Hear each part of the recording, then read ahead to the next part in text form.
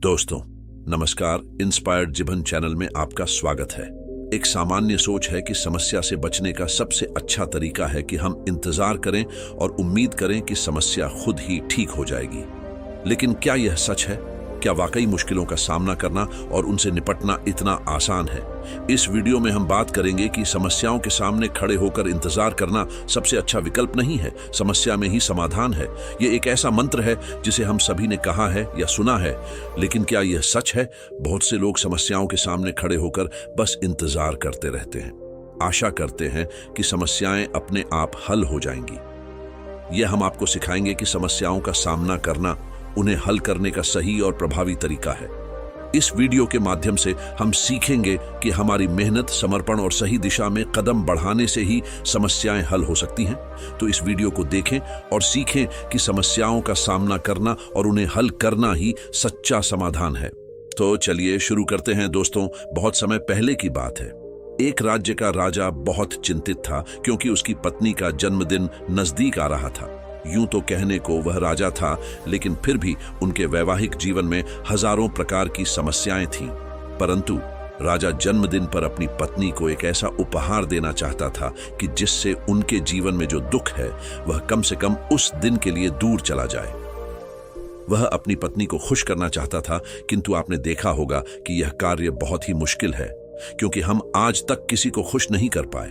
हम चाहे लाख कोशिशें ही क्यों ना कर ले, लेकिन हम कभी किसी को खुश नहीं कर पाते, क्योंकि यह खुशी हमारे पास नहीं है और ना ही सामने वाले के पास है।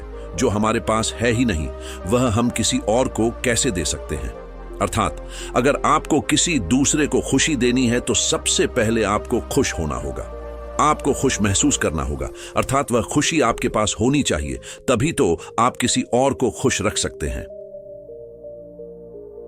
एक दिन राजा ने सभी दरबारियों को दरबार में उपस्थित होने का आदेश दिया और साथ ही सभी मंत्रीगण भी वहां पर उपस्थित थे। तभी राजा ने सभी से सुझाव मांगा कि आखिर वह किस प्रकार अपनी पत्नी को जन्मदिन पर खुश कर सकता है। आखिर वह उन्हें कैसा उपहार दे जिस कारण राजा की पत्नी खुश हो सके। वहां पर उपस्थित सभी लोग अपने मन की बातें राजा से बताते हैं, परंतु राजा को वहां पर उपस्थित किसी भी व्यक्ति का कोई सुझाव पसंद ही नहीं आया। एक दिन संध्या के वक्त राजा अपने रथ से कहीं जा रहा था। तभी रास्ते में उसने एक बहुत ही सुंदर मूर्ति देखी। वह मूर्ति बहुत ही सुंदर और आकर्षक थी। उसे देखकर ऐसा प्रतीत होता था मानो उस मूर्ति में जान हो। उस मूर्ति को देखकर राजा बहुत प्रसन्न हुआ और वह तुरंत ही मूर्तिकार के पास पहुंचा और राजा उस मूर्तिकार से कहता है, तुम तो बहुत बड़े कलाकार हो, तुम्हारी मूर्तियों में चांद नजर आती है। ऐसा प्रतीत होता है कि तुम्हारी मूर्तियां जीवित हैं। हम तुम्हारी इन मूर्तियों को देखकर बहुत प्रसन्न हैं। हम चाहते हैं कि तुम्हारी सारी मूर्तियां हमारे दरबार में शामिल हो। यह सुनकर वह मूर्तिकार बहुत प्रसन्न हुआ, जैसे उसे कोई खजाना मिल गया हो। लेकिन तभी राजा ने उस मूर्तिकार से एक और बात कही, देखो, मैं चाहता हूं कि तुम मेरे दरबार में शामिल हो जाओ, किंतु उससे पहले तुम्हें हमारे लिए हमारी रानी की ऐसी मूर्ति बनानी होगी जिसे देखकर वह खुश हो जाए और अपने सारे दुख दर्द भूल जाए। और यदि तुम ऐसा न कर सके तो मैं तुम्हारा सर धड़ से अलग कर दूंगा। राजा के मुख से यह सुनकर मूर्तिकार घबरा गया, उसके पसीने छूट गए। वह राजा को मना भी कैसे करे, इसीलिए उसने ना चाहते हुए भी राजा को स्वीकृति दे दी। राजा उस मूर्तिकार की बात सुनकर बहुत प्रसन्न हुआ और वह वापस महल लौट गया। लेकिन उधर दूसरी तरफ जो मूर्तिकार अब तक बहुत प्रसन्न था, जो अपने मन से मूर्तियां बनाया करता था, जो हमेशा खुश रहता था, अब वह दुखी हो गया था। वह गहरे दुख में चला गया था। वह डर के कारण रानी की मूर्तियां बनाना शुरू करता है, परंतु जो भी मूर्ति बनाता था उस मूर्ति को देखकर ऐसा प्रतीत होता था मानो वह मूर्ति बहुत दुखी है, उसे किसी प्रकार का कोई दुख है। एक के बाद एक उसने कई सारी मूर्तियां बना डाली, परंतु कोई भी मूर्ति ऐसी नहीं थी जिसे देखकर कोई भी खुश हो सके, जिसे देखकर यह प्रतीत हो कि मानो उस मूर्ति में जान है और वह मूर्ति देखकर कोई भी अपना दुख भूल जाए।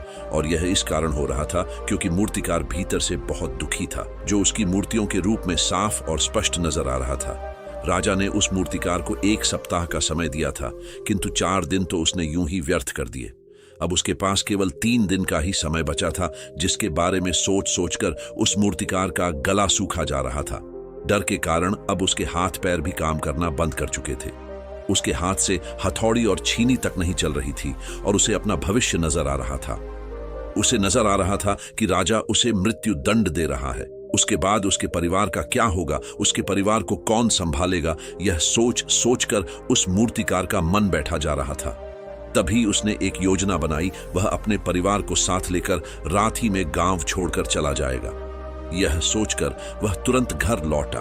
उसने सारा सामान बांधा, अपनी पत्नी और अपने बच्चों को भी तैयार किया। वह जैसे ही घर से निकलने वाला था कि तभी उसने देखा कि राजा के सिपाही वहां पर तैनात है। यह देखकर वह मूर्तिकार और भी घबरा गया। वह समझ नहीं पा रहा था कि क्या करे। यदि वह यहां से भागने की कोशिश करता है और पकड़ा जाता है तो राजा उसके साथ साथ उसके परिवार को भी मृत्यु दंड दे देंगे। वह कुछ समझ नहीं पा रहा था। तभी वह जमीन पर बैठ गया और रोने लगा और अपनी पत्नी से कहता है, अब से तुम्हें बच्चों का ख्याल रखना होगा। मेरा और तुम्हारा साथ यहीं तक था, क्योंकि राजा ने जिस प्रकार की मूर्ति का मुझे आदेश दिया है, मैं उस प्रकार की मूर्ति नहीं बना पा रहा, जिस कारण राजा मुझे मृत्यु दंड दे देंगे। वह मेरा सर धड़ से अलग कर देंगे और उसके बाद तो तुम्हें ही बच्चों का ख्याल रखना होगा। इतना कहकर वह जोर जोर से फूट फूट कर रोने लगा। देखते ही देखते रात बीत गई और अगले दिन सुबह सुबह उस मूर्तिकार के दरवाजे पर एक गुरु भिक्षा मांगने आए।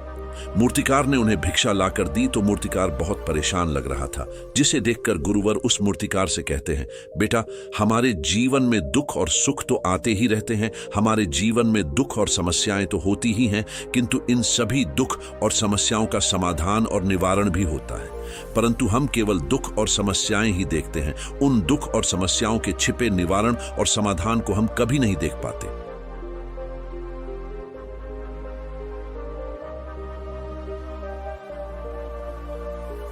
गुरु कहते हैं, यदि तुम ध्यान से देखोगे तो हर समस्या का समाधान है और हर दुख का निवारण भी है। मैं यह अच्छी तरह जानता हूं कि तुम यहां से अपनी पत्नी और बच्चों को लेकर भाग जाना चाहते थे, किंतु ऐसा हो नहीं सका। उस मूर्तिकार ने जब गुरु के मुख से यह बातें सुनी तो वह उनके चरणों में जा गिरा और हाथ जोड़कर उन गुरुवर से कहता है, हे गुरुवर, आप ही बताइए मैं क्या करूं। राजा ने मुझे मूर्ति बनाने का आदेश दिया है, किंतु मैं चाहकर भी मूर्ति नहीं बना पा रहा, और यदि मैंने मूर्ति नहीं बनाई तो राजा मुझे मृत्यु दंड दे देंगे, और उसके बाद मेरे परिवार का क्या होगा, उनका ख्याल कौन रखेगा। तभी गुरुवर उस मूर्तिकार से कहते हैं, बेटा, आंख बंद कर लेने से कुछ नहीं होने वाला, क्योंकि दुख और समस्याएं तो वहीं की वहीं खड़ी रहती हैं। ध्यान देने और कर्म करने से सब कुछ बदल जाता है। यदि तुम केवल आंखें बंद करके यह सोचोगे कि तुम्हारी समस्याएं चली जाएंगी तो ऐसा कभी नहीं होगा। इतना कहकर उन गुरुवर ने उस मूर्तिकार के कानों में कुछ कहा और उसके बाद वह वहां से चले गए। उन गुरु के वहां से चले जाने के बाद वह मूर्तिकार महल गया, जिसे देखकर राजा उस मूर्तिकार से कहता है, लगता है तुमने समय से पहले ही एक अद्भुत मूर्ति तैयार कर ली है। बताओ वह मूर्ति कहाँ है, मैं भी उसे देखना चाहता हूँ। इस पर मूर्तिकार जवाब देते हुए कहता है, महाराज, अभी तक मैंने मूर्ति तैयार नहीं की है, परंतु आपके दिए हुए समय पर मैं अवश्य ही वह अद्भुत मूर्ति तैयार कर लूंगा। लेकिन उससे पहले मेरा एक बार महारानी से मिलना बहुत आवश्यक है, अन्यथा वह अद्भुत मूर्ति तैयार नहीं हो पाएगी। राजा ने उस मूर्तिकार की सारी बातें ध्यानपूर्वक सुनी और उसके बाद राजा ने मूर्तिकार को महारानी से मिलवाया। मूर्तिकार महारानी से मिलने के बाद महारानी से प्रश्न करते हुए कहता है, महारानी जी, किसी भी औरत के जीवन का सबसे बड़ा दुख क्या हो सकता है। इस पर महारानी जवाब देते हुए उस मूर्तिकार से कहती हैं, किसी औरत का मानव बन पाना उसका सबसे बड़ा दुख है। तभी वह मूर्तिकार महारानी से एक और प्रश्न करते हुए कहता है, महारानी जी, किसी औरत के जीवन का सबसे बड़ा सुख क्या है। महारानी उस मूर्तिकार के इस प्रश्न का जवाब देते हुए कहती हैं, किसी भी औरत के जीवन का सबसे बड़ा सुख उसके पति और उसके बच्चों का उसके पास होना है। महारानी के मुख से अपने प्रश्नों का जवाब जानकर मूर्तिकार बहुत प्रसन्न हुआ और उनसे आज्ञा लेकर वह वापस अपने घर लौट आया और अब से वह दिन रात उस मूर्ति पर काम करने लगा। देखते ही देखते पूरे 3 दिन पूरे हो गए। आखिरकार रानी के जन्मदिवस वाले दिन वह मूर्तिकार उस मूर्ति को लेकर राजमहल पहुंचता है। लेकिन अब राजा के मन में यह बेचैनी थी कि पता नहीं उस मूर्तिकार ने आखिर कैसी मूर्ति बनाई होगी। पता नहीं वह मूर्ति महारानी को पसंद आएगी भी या नहीं। इस प्रकार के कई प्रश्न राजा के मन में चल रहे थे। राजा के मन की बेचैनी लगातार बढ़ती ही जा रही थी, लेकिन उधर दूसरी तरफ राजा को उस मूर्तिकार पर पूर्ण विश्वास भी था, क्योंकि राजा ने पहले ही उस मूर्तिकार के हाथों की कला देखी हुई थी। इसलिए एक तरफ उनके मन में यह भी विचार चल रहे थे कि उस मूर्तिकार ने जरूर ही अद्भुत मूर्ति बनाई होगी। वह मूर्ति सफेद कपड़ों से ढकी हुई थी। तभी राजा ने उस मूर्ति की ओर इशारा करते हुए रानी से कहा, यह आपका जन्म दिवस का तोहफा है, इसे कबूल करें। उसके बाद रानी ने अपने हाथों से उस मूर्ति से वह कपड़ा हटाया और उस मूर्ति को देखते ही रानी की आंखों से आंसू बहने लगे। और यह देखकर राजा को ऐसा प्रतीत हुआ कि मानो महारानी को यह मूर्ति पसंद नहीं है। इसलिए राजा ने तुरंत ही क्रोधित होकर अपने सिपाहियों को आदेश दिया और उस मूर्तिकार को बंदी बनवा लिया। लेकिन तभी महारानी राजा से कहती हैं, रुकिए महाराज, इस मूर्तिकार ने तो मेरा दुख और सुख एक ही मूर्ति में निकाल दिया है। इस मूर्ति में मेरे पति मेरे साथ है और मेरे हाथ में मेरा बच्चा है। इससे सुंदर मूर्ति मैंने आज तक नहीं देखी। ये बहुत ही लाजवाब है, अद्भुत है। इससे सुंदर तोहफा मेरे लिए और कोई नहीं हो सकता। काश ऐसा मेरे जीवन में वास्तव में हो जाए, मेरे पति भी मेरे साथ हो और मेरे हाथों में मेरा बच्चा हो। महारानी की यह सारी बातें सुनकर और मूर्ति को देखकर राजा को अपनी गलती का एहसास हुआ। राजा अपनी प्रजा और अपने साम्राज्य की देखरेख में इतना व्यस्त रहता था कि वह कभी अपनी पत्नी को समय नहीं दे पाता था, जिस कारण राजा की आंखों से आंसू बहने लगे और दरबार में उपस्थित सभी लोग वह मूर्ति देखकर हैरान। आज तक किसी ने भी ऐसी सुंदर और जीवित मूर्ति नहीं देखी थी जिसमें सुख और दुख एक साथ नजर आ रहे हों। उसके बाद उस राजा ने उस मूर्तिकार को रिहा करवाया और उसे ढेरों इनाम दिए और अपने राज्य दरबार में जगह भी दी। किंतु उस मूर्तिकार ने इनाम तो स्वीकार कर लिया, परंतु राज दरबार में उसे जगह नहीं ली और हाथ जोड़कर राजा से कहता है, हे महाराज, मेरी आपसे विनती है, आपने मुझे चेतावनी दी थी, यदि मैं यह मूर्ति नहीं बना सका तो आप मुझे मृत्यु दंड दे देंगे। किंतु मैं आपसे बस इतना ही कहना चाहता हूं, हम में से चाहे कोई भी प्राणी क्यों ना हो, सभी के प्राण उतने ही कीमती हैं जितना कि आपका या महारानी के हैं। इसीलिए किसी को भी बिना दोष के दंड नहीं देना चाहिए। मेरी पत्नी ने मुझसे कहा था कि राजा की दोस्ती और दुश्मनी दोनों ही अच्छी नहीं है, इसीलिए मुझे आपके राज दरबार में कोई स्थान नहीं चाहिए। मैं अपनी छोटी सी दुनिया में बहुत खुश हूं। मैं अपने छोटे से परिवार के साथ बहुत खुश हूं।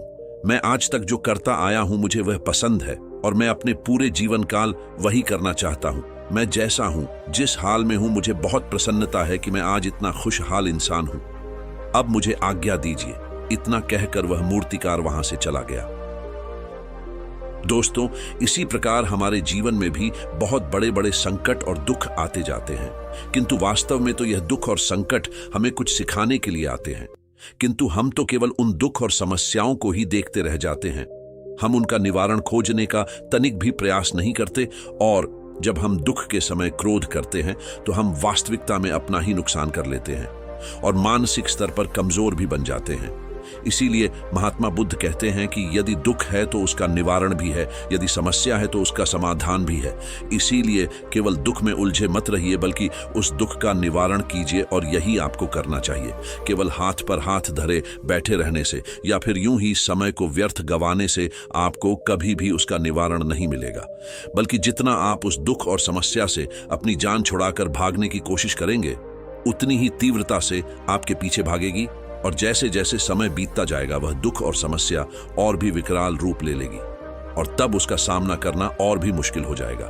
इसलिए यदि कोई दुख और समस्या अभी आपके सामने है तो उसे डटकर सामना कीजिए। पूरा फोकस समाधान पर कीजिए, उससे सीखिए और निवारण कीजिए। दोस्तों, आपने आज के इस वीडियो से क्या सीखा वह मुझे आप कमेंट में बता सकते हैं। इसी के साथ में उम्मीद है कि आपको आज की वीडियो पसंद आई होगी, तो इस वीडियो को उस इंसान को शेयर करें जो जीवन में कुछ सीखते हुए आगे बढ़ना चाहता है और चैनल को सब्सक्राइब अवश्य करें।